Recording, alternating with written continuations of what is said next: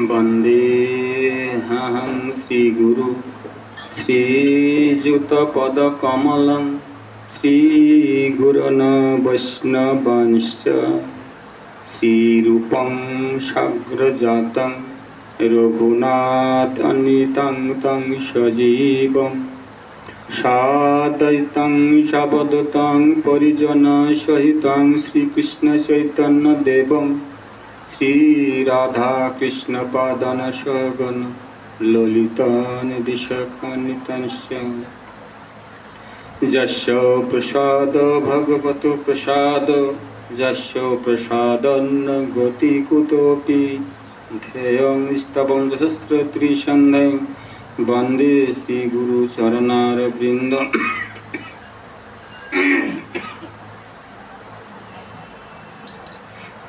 अनर्पित चरिंचिरात् करुणयावतीर्ण कलौ समर्पयित उन्नतोज्ज्वलरसं भक्ति श्रियं हरिपुरट सुंदर दुति कदम्ब सन्दीपित सदा हृदय स्कंदर स्फुरत वशचि नंदन अजानोलंबित भुजौ कनकावदातौ संकीर्तनैकपितर कमलायताक्षौ विशंभर द्विजवर जुग धर्मो फल वंदे जगत प्रियकर करुणावतारो नमो त्रिकलशत्ताय जगन्नाथ सुताय च सभृत्राय सपुत्राय सकलत्राय ते नमो नमः मुखं करोति वाचालं पंगुलं गायते गिरिं यत्कृपातमहं वन्दे परमानन्दो माधवम् हे कृष्णा करुणा सिन्धो दीनबन्धो जगत्पते गोपीशो गोपिकान्तो राधाकान्तो नमस्तुते अं राधां रसस्वरीं रमं सन्नकुण्डलभूषितं वृषभानुसुतं देहितं ननामि हरिप्रियम्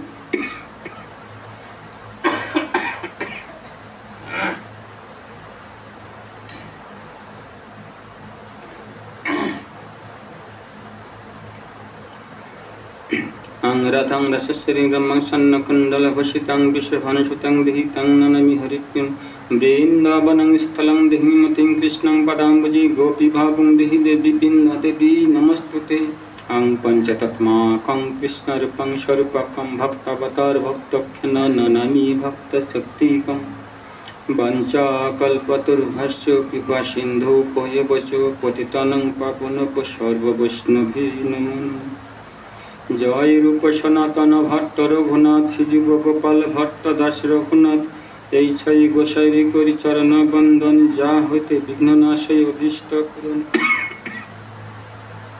সকল ভক্তের প্রতি রইল শত সহস্র প্রণামিতে কোনো অপরাধ না কাম সবাই মিলে কর দয়া পূর্বক মোর আশে প্রার্থনা করে দীনহীন দাস জয় জয় নিতাই গো সীতানাথ প্রেমানন্দে হরি বল হরি বল হরি বল কাশ আছে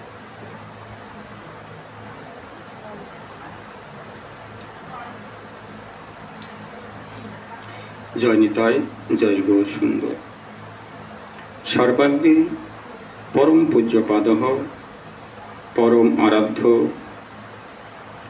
नित्यलीला प्रविष्ट प्रातस्मरणीय प्रातवंदनीय ছিল 108 प्रभुपाद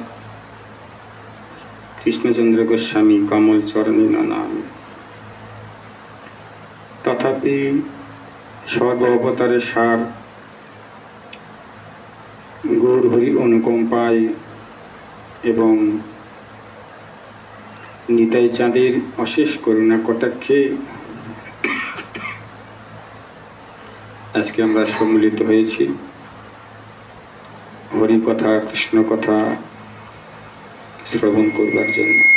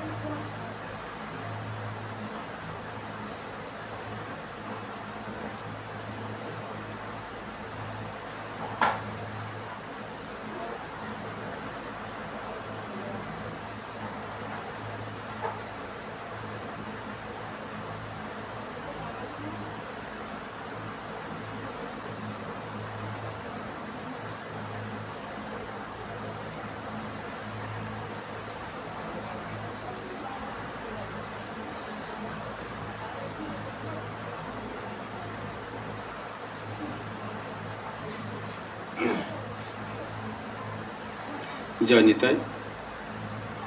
আজকে আমরা প্রথমে শ্রবণ করব প্রেম ভক্তি গ্রন্থের 94 নম্বর ত্রিপদীতে জ্ঞানকাণ্ড কর্মকাণ্ড কেবলই বিষের ভাণ্ড, অমৃত বলিয়া যেবা খায়, নানাজনই সদা ফিরে কর্তব্য ভক্ষণ করে, তার জন্ম অধোপাতে যায়।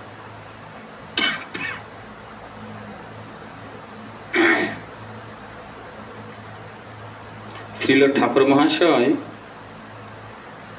এই নশ্বর মানব দেহে আস্থা স্থাপন না করিয়া এই যে মানব দেহকে নশ্বর বললেন। নশ্বর কেন বলেছেন?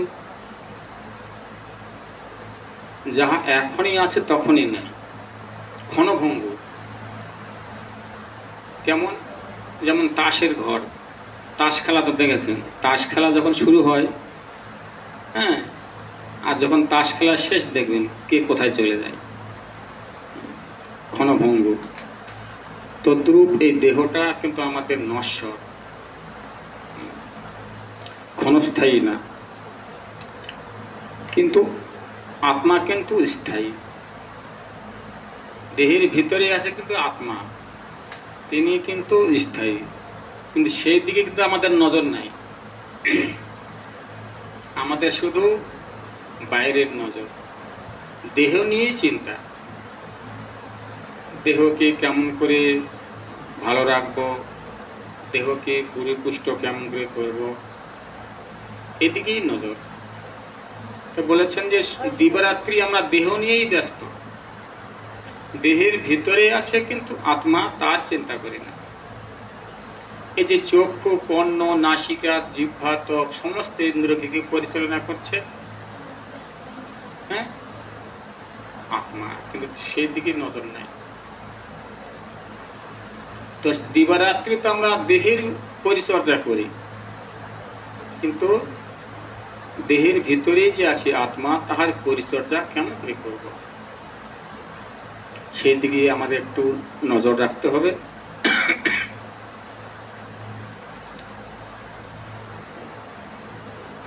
সাধু শাস্ত্রের আশ্রয়ে যুগল ভজনের উদ্দেশ্য দেয়া তাহাতেই জীবনের যথার্থ সার্থকতা বর্ণন করিয়াছেন।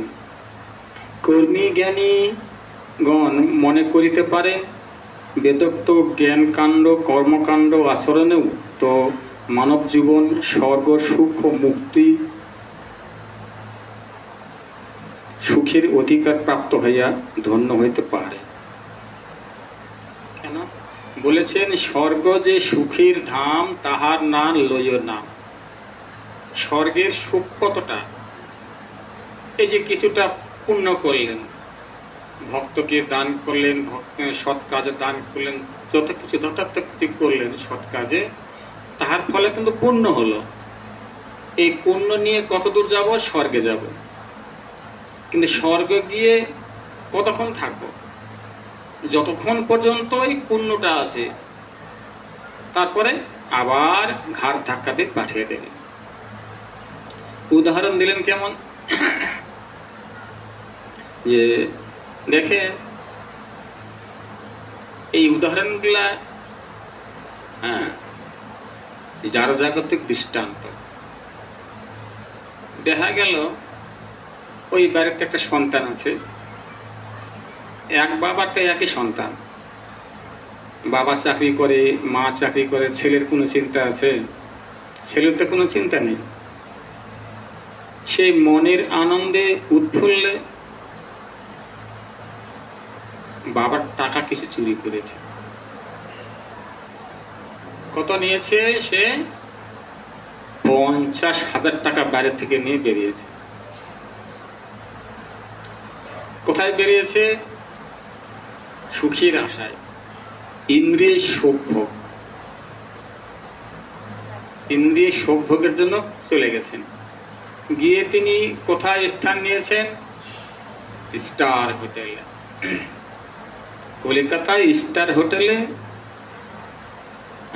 অবস্থান নিয়েছে, কারণ সেখানে তো ইন্দ্রিয় সুখভোগের আনন্দ, হোটেলে সব কিছু আছে আনন্দ উপভোগ।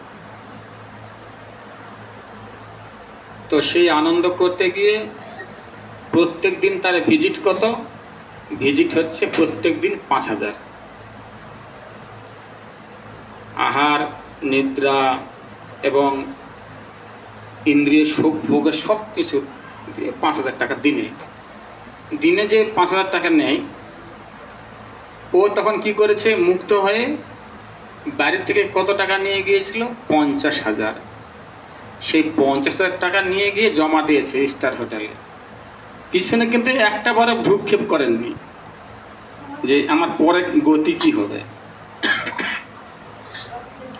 এবার যখনই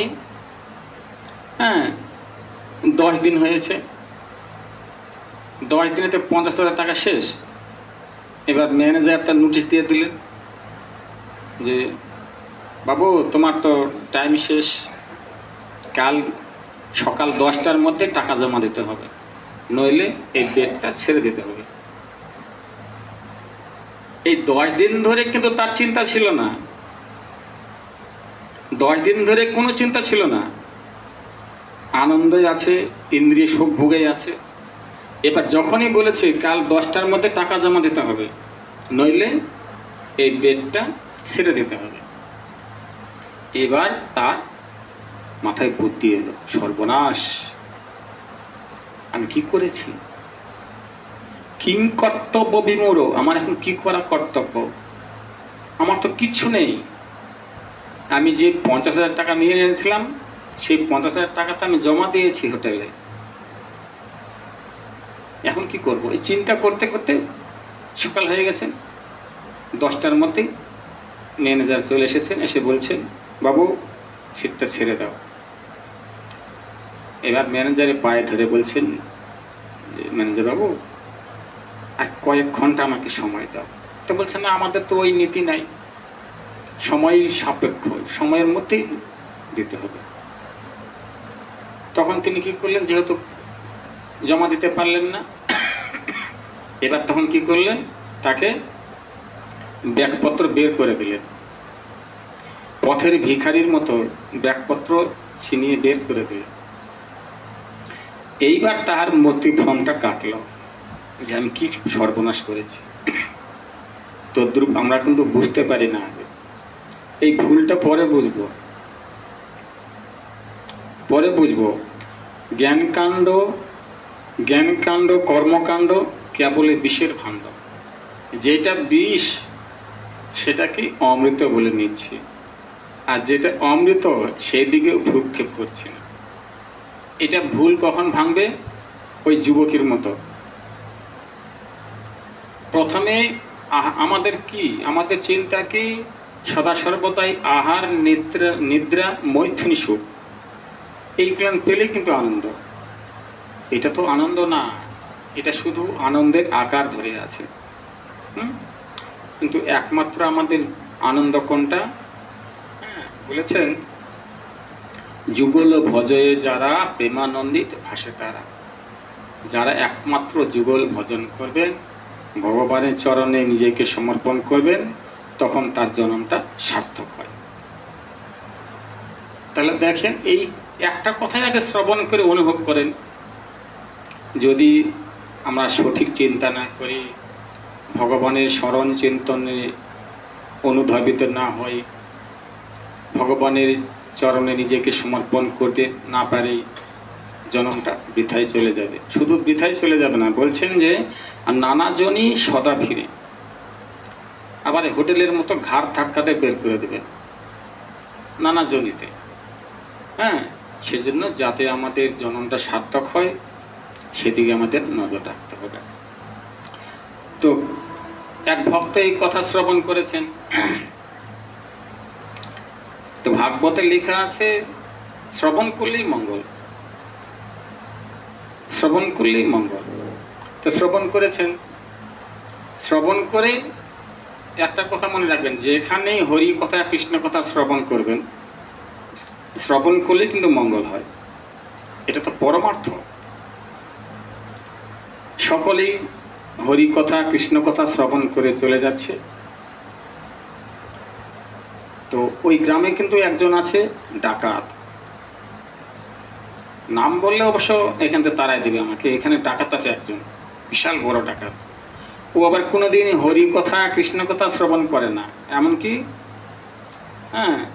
শুনলে সে একটু ক্ষিপ্ত হয়ে ওঠে, কারণ তার কাজই হচ্ছে ডাকাতি করা। তো কিন্তু ভগবানের শাস্ত্রে লিখেছেন, যদি কেউ শ্রদ্ধায় হোক হেল্লায় হোক যদি ভগবানের কথা শ্রবণ করে, যদি হরি কথা কৃষ্ণ কথা শ্রবণ করে, ভগবানের কথা শ্রবণ করে, ভক্তদের চরিত্র কথা শ্রবণ করে, আর ভক্তদের চরণধুলি মস্তকে রাখে, যদি কেউ চোর হয় সে চৌর্যবৃত্তি ছেড়ে দেবে।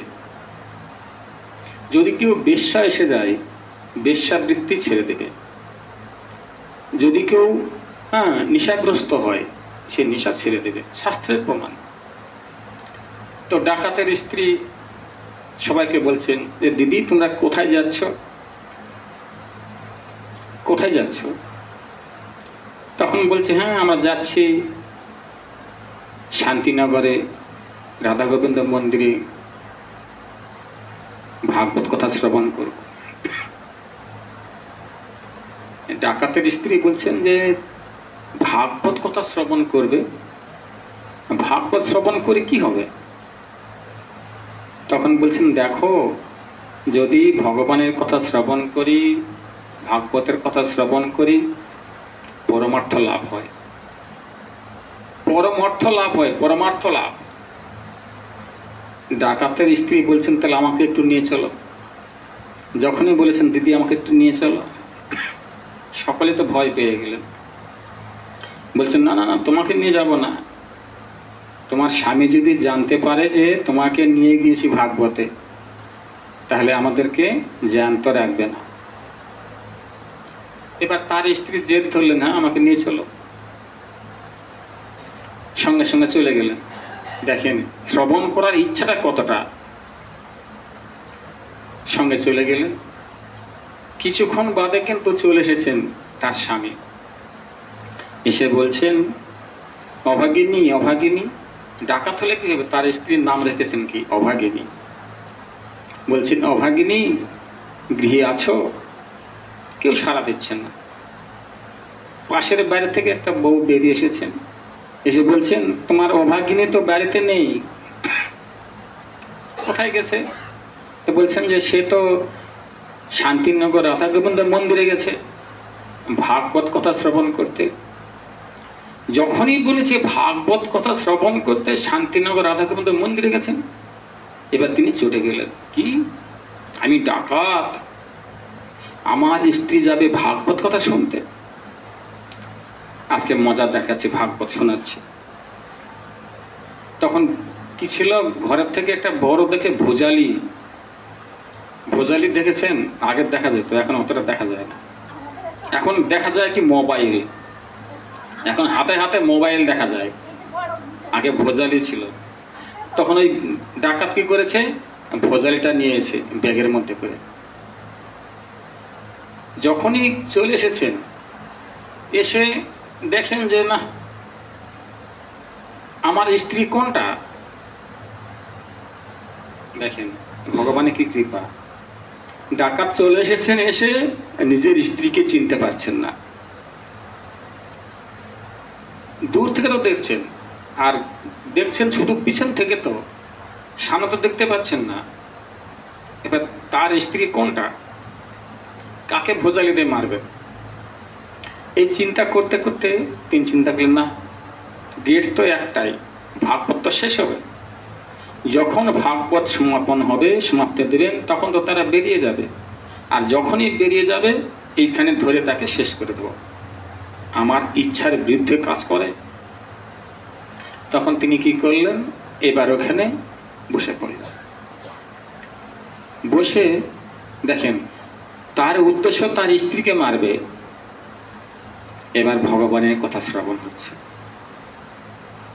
সেদিন শ্রবণ হচ্ছে সেদিন শ্রবণ হচ্ছে গোপালের বাল্যলীলা। বাল্যলীলা শ্রবণ করছেন, বলছেন, পাঠক পাঠ করছেন আর বলছেন যে মাথায় কিন্তু মুকুট সোনার, মাথার মুকুটটা সোনার,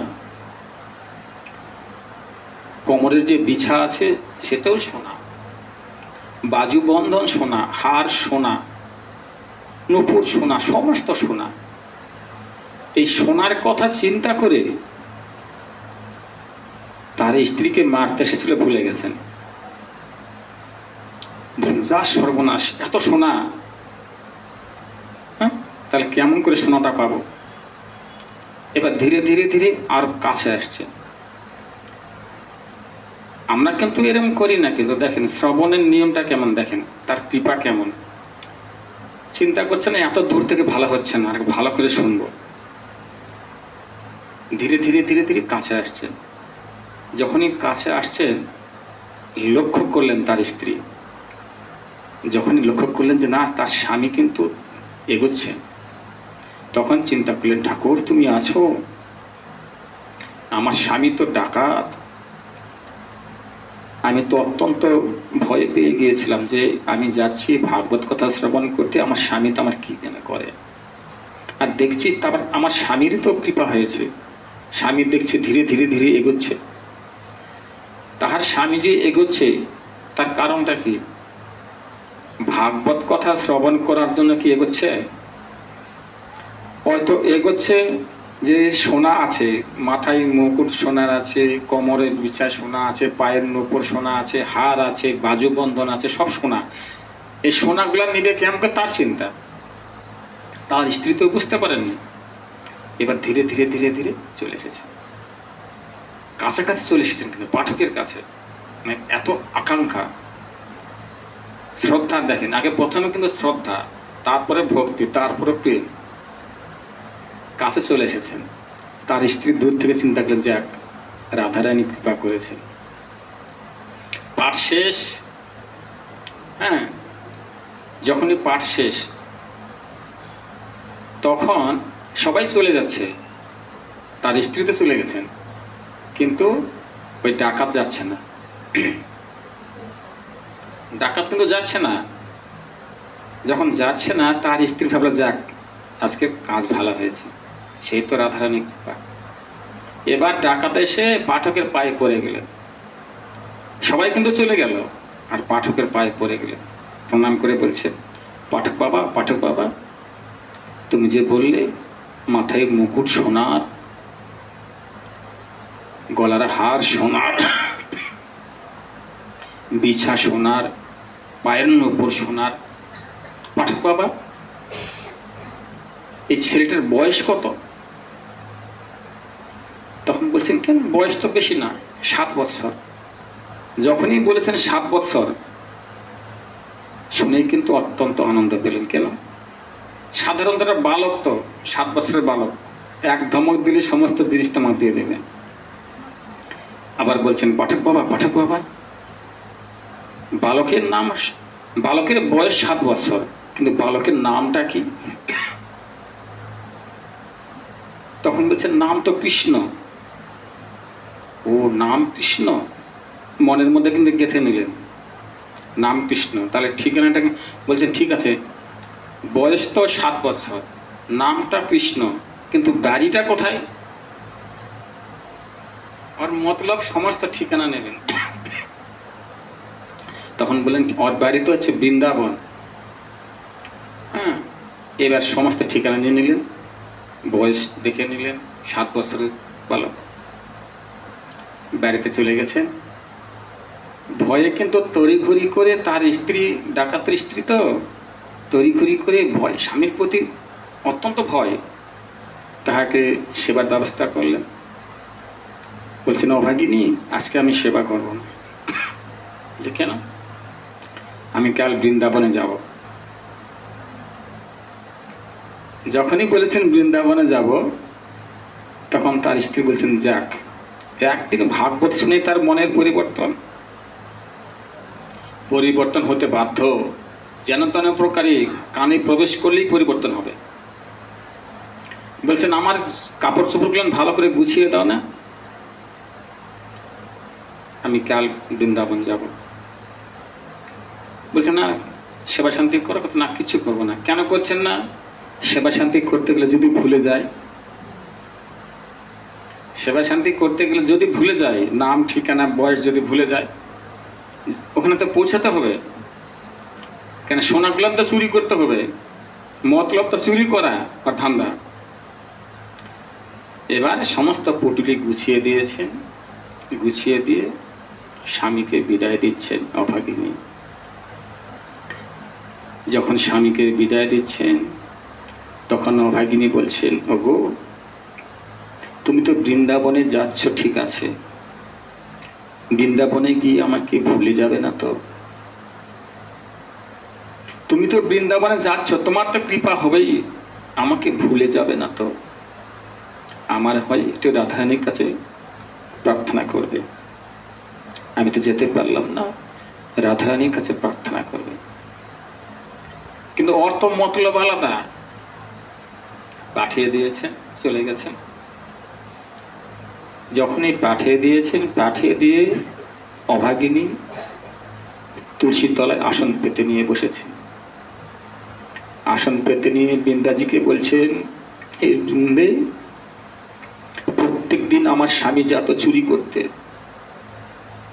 প্রত্যেক দিন আমার স্বামী রাত্রিতে চুরি করতে যেত, ডাকাতি করতে যেত, তোমার কাছে আমি করজোড়ে প্রার্থনা করতাম, হে বৃন্দে, হে রাধারানী, আমার স্বামী যেন কোনোদিন ধরা না পারে। তোমার কাছে প্রত্যেক দিন প্রার্থনা করতাম যে আমার স্বামী যেন ধরা না পড়ে। আজ প্রার্থনা করেছি, হে বৃন্দে, হে রাধারানী, আমার স্বামী যে যাচ্ছে বৃন্দাবনে, সে যেন চিরতরে ধরা পড়ে যায়। ভাগবতে বারবার বলেছেন, কোন গৃহে নারী কিন্তু পারে স্বর্গকে নরক বানাতে। যদি নারী ইচ্ছা করে ঘরকে স্বর্গ বানাবে, আর ওই নারীর যদি ইচ্ছা করে ঘরকে নরক বানাবে। নারী পারে স্বর্গ তৈরি করতে, নরক তৈরি করতে। পাঠিয়ে দিলেন। এবার ডাকাত চলে গেছে। এখনকার মতো তো গাড়ি ঘোড়ার ব্যবস্থা ছিল না, পায়ে হেঁটে চলেছেন। চলতে চলতে তিনি অত্যন্ত পরিশ্রান্ত, ক্লান্ত হয়ে পড়েছেন। ক্লান্ত হয়ে পড়ে একটু বৃক্ষের তলে বসে জিরিয়ে নিচ্ছেন। যখনই জিরিয়ে নিচ্ছেন শরীরটাকে একটু, তিনি তাহার অন্তরে তন্দ্রা ভাব চলে এলো, মানে ঘুমের ভাব, প্রখর রৌদ্র তাপ, কিন্তু ঘুমাচ্ছে না তো। দিবরাত্রি তো ঘুম ত্যাগ করে দিয়েছেন। কেন? বৃন্দাবনে যাচ্ছে, ছেলের নাম কৃষ্ণ, 7 বছরের, মনে রাখতে হবে তো। ঠিক না মনে রাখলে চুরি করবে কেমন করে? চলে গেছে। এমন সময় তন্দ্রা ভাব, ঘুমের ভাব চলে এসেছে। যখনই ঘুমের ভাব চলে এসেছে, একটা বালক চলে এসে বলছেন, মদন ডাকাত, মদন ডাকাত, ঘুমিয়ে পড়লে যে, তুমি ডাকাতি করবে না? মদন ডাকাত, তুমি ডাকাতি করবে না? ডাকাতি করতে এসে ঘুমিয়ে পড়লে চলবে? মদন ডাকাত, ওঠো, তুমি ডাকাতি করবে না? ডাকাতি করতে, চুরি করতে গিয়েছে, কিন্তু দেখেন চোরকেই বলছেন তুমি ডাকাতি করবে না? ডাকাতি করতে এসে, চুরি করতে এসে ঘুমিয়ে পড়লে চলবে? ওঠো। যখন ডাক দিয়েছে, মদন ডাকাত চোখ মিলিয়ে দেখেছে। যখনই চোখ মিলিয়ে দেখেছে, বালক বলছেন, মদন ডাকাত, এই দুগ্ধটুকু পান করো, আর তুমি যে আশা করে এসেছো সেটা পূর্ণ করবে না? তুমি তো ডাকাতি করতে এসেছো, ডাকাতি করতে এসে ঘুমিয়ে পড়লে চলবে? ওঠো, ডাকাতি করো, চুরি করবে না, এসো। মদন ডাকাত তখন উঠে তাকায় দেখলেন, বলছেন একটা কাজ করো, তুমি অনেক দিন থেকে পরিশ্রান্ত, ক্লান্ত, ক্ষুধার্ত, আমি এই গ্রামের পথ ধরে যাচ্ছিলাম, এক মা বলে দিলেন যে তুমি অত্যন্ত ক্লান্ত হয়ে পড়েছো, ক্ষুধার্ত, সেজন্য এই যে দুগ্ধ ভাণ্ড এনেছি, দুগ্ধ ভাণ্ডটুকু পান করো। চুরি করতে গেলেন, কিন্তু ডাকাতি করতে গেলেন, আর তার জন্য দুগ্ধ ভাণ্ড এনেছেন। তখন বলছেন, না আমি সেবা করবো না। সেবা করো, ডাকাতি করবে চিন্তা পরে করবে। তখন বলছেন যে আমি যে ডাকাতি করতে এসেছি তুমি জানলে কি করে? মদন ডাকাতের অন্তরে তো ডাকাতের বুদ্ধি, চুরি করবে, ডাকাতি করবে অন্তরে, প্রকাশ করেননি তো। তার স্ত্রী অভাগিনী, সেও তো জানতো না। তখন বলছেন তুমি সাধারণ বালক নয়, বলো তুমি কে? আমি যে বৃন্দাবন এসেছি ডাকাতি করতে তুমি জানলে কি করে? বলো তুমি কে, তারপরে আমি দুগ্ধ পান করব। তখন বলছে দুগ্ধ পান করো, পরে বলছি আমি কে। ভগবান তো অন্তর্যামী, যিনি গোটা বিশ্ব ব্রহ্মাণ্ডকে নিয়ন্ত্রণ করে, যাহার সমকক্ষ কেউ নেই, তিনি তো হচ্ছে ভগবান। বলছেন ঠিক আছে, দুগ্ধ পান করো। যখন দুগ্ধ পান করছে, হ্যাঁ, দুগ্ধ পান করার সঙ্গে সঙ্গে তার কি হয়েছে? অষ্টসাত্ত্বিক বিকার হয়েছে। বিকার যখন হয়েছে, তখন তিনি সাক্ষাৎ দর্শন করতে পারলেন যে ওই যে মাথায় মুকুট সোনার, কোমরের বিছা সোনার, পায়ের নূপুর সোনার, বাজু সমস্ত সোনার, হার দেখেই চমকে গেলেন, এক ঝলক দেখি। তখন তিনি চিন্তা করলেন যে আমি কি করতে এসেছিলাম? হ্যাঁ, আমি কাঁচের সন্ধান করতে করতে মানিকের সন্ধান পেয়েছি, আর আমি আর ভুল করব না। তো আমরা কি সেটা বুঝি? এবার মদন ডাকাত কি করলেন? তাহার চরণে নিজেকে সমর্পণ করে দিলেন, আর কোনোদিন গৃহে ফিরে আসেনি। এই যে হরি কথা, কৃষ্ণ কথার এমনই মধুরতা। হরি কথা, কৃষ্ণ কথা যেন তেন প্রকারে শ্রবণ করো, পরিবর্তন হতে বাধ্য। ডাকাতের পরিবর্তন হয়ে গেল। সেজন্য বলেছেন যে আমরা শুধু আহার, নিদ্রা, মৈথুন, সুখ নিয়ে ব্যস্ত। এখান থেকেই কখন পরিত্রাণ পাবো? ভক্তি, মুক্তি, সিদ্ধিকামী সুবুদ্ধি যদি হয়, সব ত্যাগে আসে শ্রীকৃষ্ণ ভজয়। যখন সদ্গুরুর কৃপা হবে, সদ্গুরুর কৃপা বললে যখন দিব্যজ্যোতি প্রদান করবেন, এই দিব্যজ্যোতির দ্বারা যখন বুঝতে পারবো, তখন আমাদের মানব জন্মটা সার্থক হবে। তখনই ভগবানের চরণ নিজেকে সমর্পণ করতে পারবো। তো যাই হোক, সকলের কাছে করে জোরে প্রার্থনা, স্মরণ করবেন, চিন্তন করবেন। কিন্তু পৃথিবীর মধ্যে সবচেয়ে বড় তত্ত্ব হচ্ছে কি? পৃথিবীর মধ্যে সবচেয়ে বড় তত্ত্ব কি? কে জানে না? পৃথিবীর সবচেয়ে বড় তত্ত্ব, পৃথিবীর সবচেয়ে বড় তত্ত্ব হচ্ছে গুরুতত্ত্ব। গুরু ছেড়ে গোবিন্দ ধায়, সে জীব নরকে যায়।